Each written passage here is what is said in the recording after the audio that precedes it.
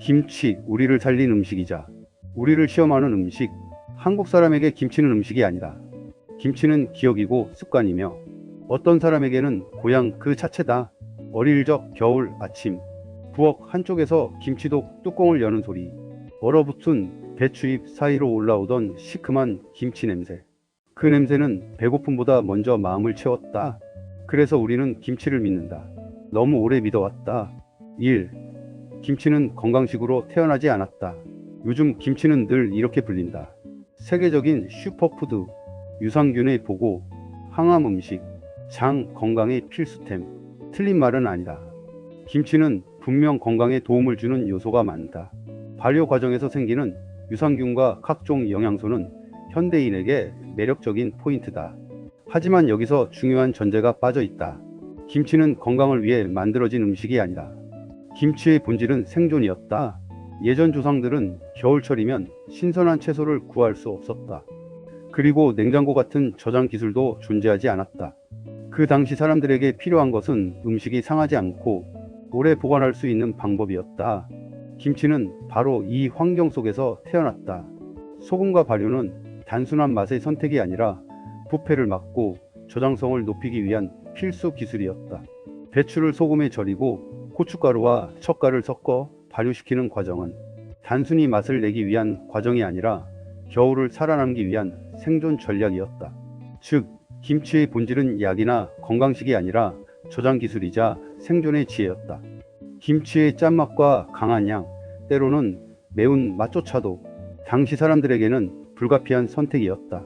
이것이 바로 김치가 가진 숨은 힘이자 오늘날 우리가 흔히 간과하는 역사적 배경이다. 오늘날 우리는 김치를 건강식으로 바라보며 유산균과 발효의 이점만 강조한다. 하지만 김치가 만들어진 맥락과 본질을 이해하면 그저 좋다 혹은 몸에 좋다고 단순하게 믿는 것은 조금 위험할 수도 있다는 사실을 알게 된다. 김치는 건강식이라기보다는 수백 년간 이어온 생존과 지혜의 산물이었다. 그리고 이 사실을 이해할 때 우리는 김치를 먹는 방식과 양, 그리고 나이에 맞춘 접근이 얼마나 중요한지 깨닫게 된다. 우리는 김치를 너무 많이, 너무 자주 먹는다. 옛날 사람들은 김치를 지금처럼 맵기 중심으로 먹지 않았다. 밥이 늘 중심이었고 김치는 어디까지나 곁들임이었다. 국과 나물, 장류가 함께 어우러진 식탁에서 김치는 맛과 풍미를 더하는 조연일 뿐 주인공은 아니었다. 그렇다면 왜 지금은 달라졌을까? 현대인의 식탁은 크게 바뀌었다. 밥은 점점 줄어들고 국과 나물 같은 반찬은 간소해졌으며 김치가 거의 매 끼니의 중심이 되어 버렸다. 특히 혼자 사는 중장년층에게 김치는 가장 쉽고 편한 식사다. 밥 한 공기, 김치 한 접시, 추가 반찬은 없어도 상관없고 조리 과정도 간단하며 무엇보다 익숙하고 실패가 없다. 문제는 바로 그 편안함이다. 편안하다는 것은 동시에 주의를 덜 기울이게 된다는 뜻이기도 하다. 밥만 먹으면 되니까? 김치만 곁들이면 충분하니까? 라고 생각하며 다른 영양 요소는 소홀해지기 쉽다. 게다가 나이가 들수록 위와 장은 젊을 때보다 민감해진다.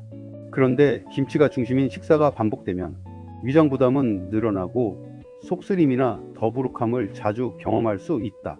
이것이 바로 우리가 김치를 너무 많이, 너무 자주 먹는다는 사실의 의미다. 김치 자체가 문제가 아니라 김치가 식사의 중심이 되고 다른 음식과 균형이 깨진 현대의 식탁 구조가 문제인 것이다. 옛사람들의 식탁은 자연스러운 균형을 가지고 있었다. 김치는 항상 밥과 다른 반찬, 국과 나물과 함께 있었다. 그 조화 덕분에 발효 음식의 장점은 살리면서 몸에 부담을 주는 일은 적었다. 그러나 현대에는 그 균형이 깨졌다.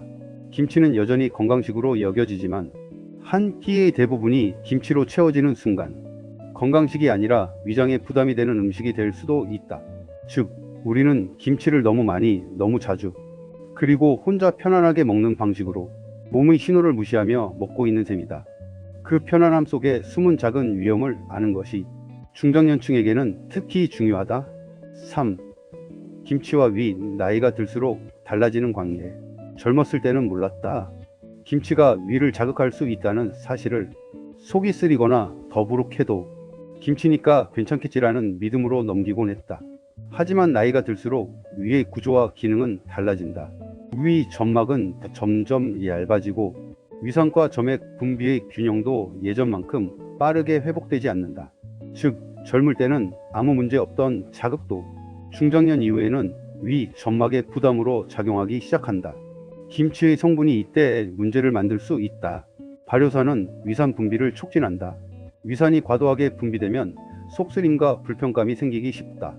캡사이신 같은 매운 성분은 위 점막을 자극한다. 위가 민감해진 상태에서 반복적으로 섭취하면 소화장애나 더부룩함을 유발할 수 있다. 염분은 단순히 짠맛을 내는 것이 아니다. 지나치게 많은 소금은 위 점막의 방어력을 약화시켜 산으로부터 위를 보호하는 능력을 떨어뜨린다.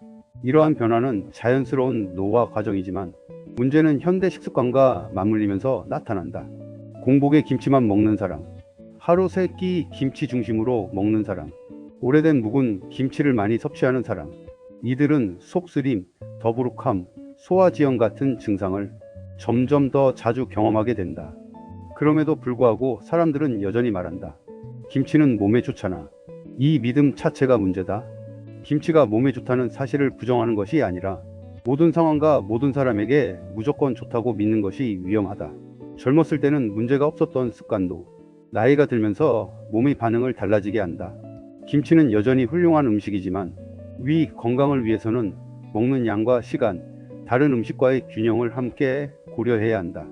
결국 중요한 질문은 이것이다. 김치가 지금의 내 위에 맞는가? 이 질문에 솔직히 답할 수 있을 때 비로소 김치를 건강하게 즐길 수 있다. 4. 김치의 소금 줄이면 끝일까? 많은 사람들이 김치를 먹으면서 이렇게 생각한다. 김치가 너무 짜다. 물에 씻어 먹자. 혹은 아예 김치를 줄이거나 멀리해야겠다. 이런 선택이 꼭 잘못된 것은 아니지만 여기에도 숨겨진 함정이 있다. 김치의 염분은 단순히 짜게 하는 역할만 하지 않는다. 염분은 김치 속 발효균의 균형을 유지하는 중요한 요소이며 위장 운동을 자극하고 식욕과 침 분비를 촉진하는 역할까지 한다.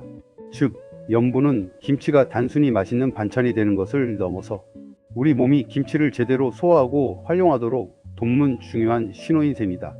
그런데 염분을 지나치게 줄이면 어떻게 될까? 김치는 김치 본연의 맛과 발효, 특성을 잃어버린다. 단순히 싱거운 채소가 될 뿐이다. 그리고 몸도 생각보다 염분에 의존한다.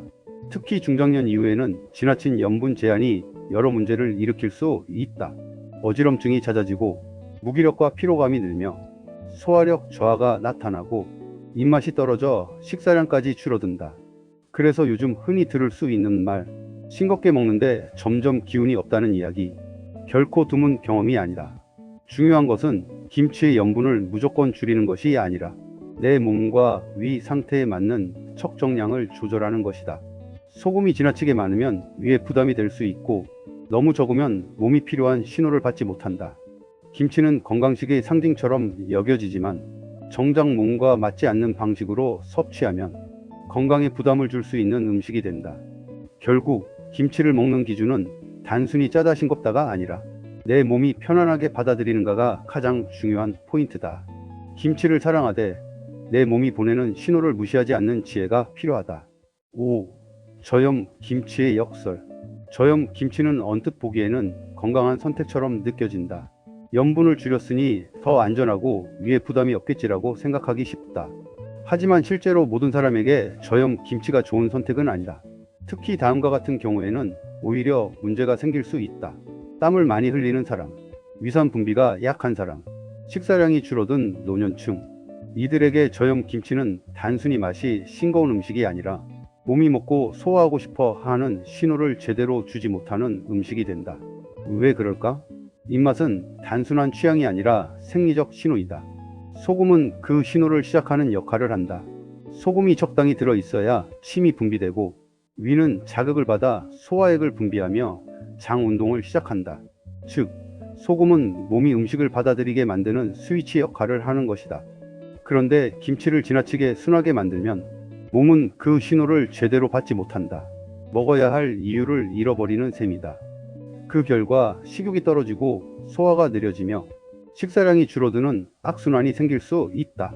또한 나이가 들수록 위와 장은 자극에 민감하게 반응하지만 그 반응 속도와 회복력은 젊을 때보다 느려진다. 그래서 저염 김치는 단순히 염분을 줄였다는 이유만으로 위 부담을 줄이는 해결책이 되지 못한다. 결국 저염 김치의 역설은 이것이다. 건강을 위해 염분을 줄였지만 몸은 오히려 충분한 자극을 받지 못하고 소화와 식욕이 떨어지며 식사가 점점 어려워진다. 건강식의 기준은 숫자나 단순한 규칙이 아니다. 몸이 받아들이고 반응하는 정도, 식사 후의 편안함과 활력이 진짜 기준이다. 저염 김치가 나쁘다는 것이 아니라 나이에 맞는 적정 염분과 균형을 유지해야 한다는 점이 중요하다.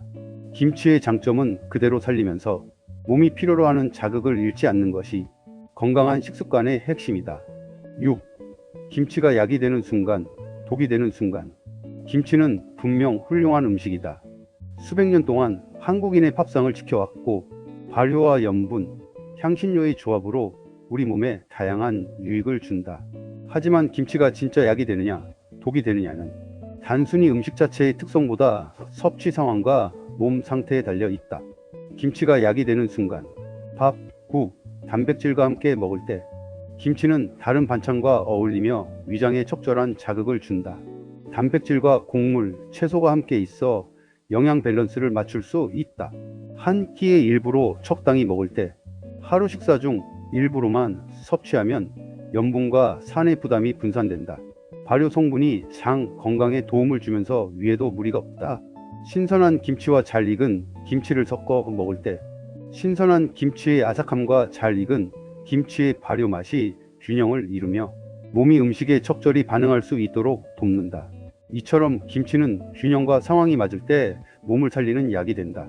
김치가 독이 되는 순간, 공복에 김치만 먹을 때 위 점막이 민감한 상태에서 발효산과 염분, 매운 성분이 바로 위를 자극한다.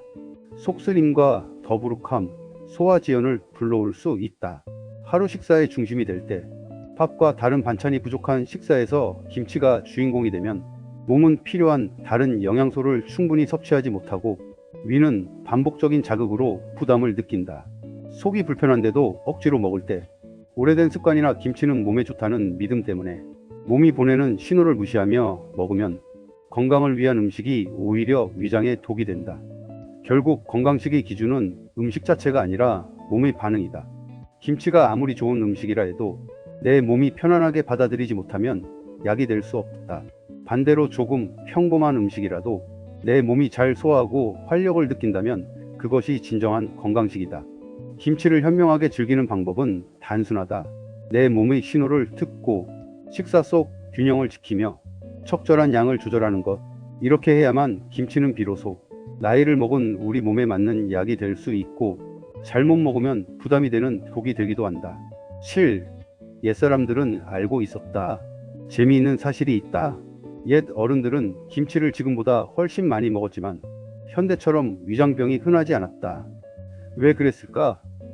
그 비밀은 식습관과 생활 방식 그리고 김치의 맥락에 있다. 먼저 옛사람들은 밥을 충분히 먹었다. 김치는 곁들이는 반찬일 뿐 밥이 식사의 중심이었다. 밥은 위를 보호하고 김치의 자극을 완화시키는 완충 역할을 했다. 둘째, 국물이 늘 있었다. 국이나 찌개와 함께 먹는 김치는 위에 부드러운 수분과 영양을 공급했다. 이로 인해 발효산과 염분이 위에 직접적으로 쌓이지 않고 소화가 보다 원활하게 이루어졌다. 셋째, 옛사람들은 몸을 많이 썼다. 논밭에서 일하고 집안일과 장거리 이동을 하는 일상 속에서 칼로리와 소금, 영양분이 자연스럽게 소비되었다. 과도한 염분 섭취나 위 자극이 몸의 부담으로 남을 여지가 적었다. 넷째, 김치는 나눠 먹었다. 가족이나 이웃과 함께 식사하며 한 사람의 식탁 위에 올라오는 양은 제한적이었다. 김치는 결코 혼자서 대량으로 먹는 음식이 아니었다. 즉, 김치는 언제나 다른 음식들과 함께 균형 속에서 존재했다. 반찬과 밥, 국, 나물과 어우러지며 몸이 자연스럽게 받아들일 수 있는 형태였던 것이다. 그런데 현대에 와서는 이 맥락을 잃어버렸다. 혼자 사는 식탁에서는 김치가 식사의 주인공이 되고 밥과 국, 다양한 반찬은 줄어든다. 몸이 필요로 하는 자극과 균형은 사라지고 그저 김치만 남아 반복적으로 위를 자극하게 된다. 옛사람들은 이미 알고 있었다. 김치는 혼자서 강하게 먹는 것이 아니라 밥과 다른 음식과 함께 적당한 양으로 균형 있게 먹을 때 건강식이 된다는 사실을, 그 지혜를 현대인이 그대로 적용한다면 김치가 주는 장점은 살리면서도 속쓰림, 더부룩함, 소화불량 같은 문제를 피할 수 있다. 우리가 놓친 것은 단순히 음식이 아니라 음식과 생활의 맥락이라는 사실이다. 8. 김치를 대하는 새로운 지혜. 이제 우리는 김치에 대해 조금 더 현명하게 생각할 필요가 있다. 그동안 우리는 김치를 한쪽으로만 바라봤다. 김치는 무조건 몸에 좋은 음식이다, 혹은 김치는 나이가 들면 피해야 할 음식이다라는 식으로. 하지만 현실은 훨씬 더 복잡하다. 김치는 무조건 좋은 음식이 아니라 과도하게 먹으면 위에 부담을 줄 수 있고, 공복에 혼자 먹거나 하루 식사의 중심으로 삼으면 속쓰림, 더부룩함, 소화지연 같은 문제를 불러온다. 그러나 김치는 무조건 나쁜 음식도 아니라 밥, 국, 단백질, 채소와 함께 적절히 먹으면 맛과 식욕을 살리고 장 건강을 돕는 훌륭한 음식이 된다. 결국 핵심은 내 몸 상태와 상황이다. 어떤 날은 김치가 입맛을 돋우고 식사를 즐겁게 만들어 주기도 한다. 하지만 어떤 날은 위가 민감해 속을 불편하게 만들고, 같은 김치라도 몸의 반응은 달라진다. 이 차이를 알아차리고 스스로 조절할 수 있는 능력이 진짜 건강의 핵심이다. 즉, 김치와 나 사이에는 정해진 규칙이 없고 몸의 신호를 읽는 관찰력과 경험이 필요하다. 현명한 김치 소비는 이렇게 가능하다. 내 몸이 편안하게 받아들일 수 있는 양과 타이밍을 선택한다. 신선한 김치와 잘 익은 김치를 섞어 균형을 맞춘다. 다른 반찬, 국, 밥과 함께 균형 있는 식사를 구성한다. 속이 불편하면 무리하지 않고 조절하거나 쉬어간다. 김치를 대하는 새로운 지혜는 결국 몸과 소통하는 태도에서 나온다. 좋다 나쁘다라는 단순한 판단이 아니라 오늘 내 몸이 원하는 방식으로, 내 몸이 편안하게 받아들이는 방식으로 김치를 맞추는 것. 이것이야말로 단순한 건강식의 규칙보다 훨씬 강력한, 중장년층에게 꼭 필요한 생활 속 건강지혜다. 김치는 여전히 우리의 식탁을 풍요롭게 하고 발효와 염분, 매운맛이 주는 즐거움도 준다. 하지만 이제 우리는 김치를 먹는 방식과 양, 맥락을 조절하는 지혜를 가져야 한다. 그렇게 했을 때 김치는 단순한 반찬을 넘어 진정으로 나이를 먹은 몸을 살리는 약이 된다. 맺으며, 김치는 우리를 살린 음식이다. 하지만 동시에 우리에게 질문을 던지는 음식이기도 하다. 너는 아직도 예전의 몸인가? 나이가 든다는 것은 좋은 음식을 찾는 일이 아니라 나에게 맞는 음식을 구별하는 능력을 얻는 일이다. 김치를 끊을 필요는 없다. 다만 맹신하지 말자. 지혜는 늘 이렇게 말한다. 몸이 편하면 그게 정답이다.